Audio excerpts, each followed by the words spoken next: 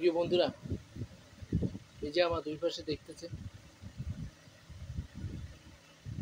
যে স্টিকার, যে আইডি, মানে আমাদের মনিকা দিদি।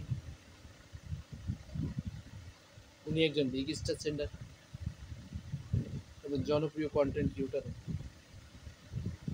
তো আসলে জানি না যে বা যারা তাদের হীন উদ্দেশ্য নিয়ে দিদির আইডিতে রিপোর্ট করেছে। আমি শুধু একটাই আবেদন জানাবো, মেটা তথা ফেসবুক কর্তৃপক্ষ, তাদের কাছে একটি আবেদন জানাবো, প্রিয় দিদির আইডিটি আবার অ্যাক্টিভভাবে ফেরত দাও হোক, আবার আগের মতো কাজ করুক। কারণ ওনাদের মতো স্টার সেন্টাররাই আমাদের মতো ছোট ছোট কন্টেন্ট ক্রিয়েটর, যারা নতুন, যারা এই জগতে কাজ করে, যারা এখনো মনিটাইজেশন পায়নি, তাদের আশার প্রদীপ হলো এই মনিকা দিদিদের মতো বিগ স্টার সেন্টাররা, যাদের স্টার সেন্ডিং এর উপর আমাদের আর্নিং নির্ভর করে। সুতরাং আমাদের নতুনদের স্বার্থে হলেও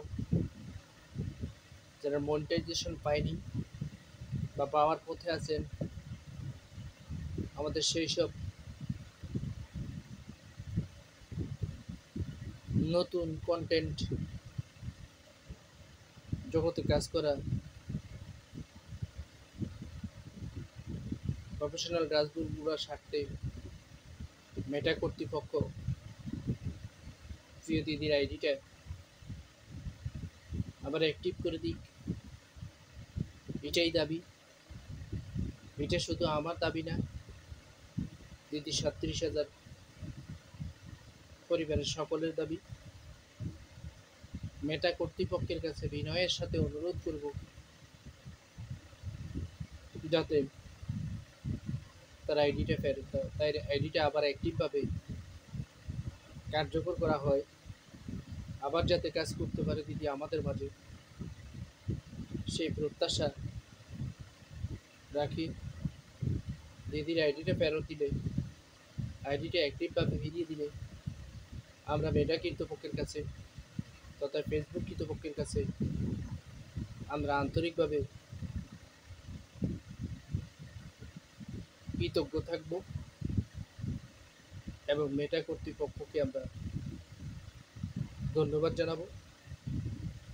দিদির আইডিটা যাতে ফেরত দেওয়া হয়, এটাই প্রত্যাশা আমাদের।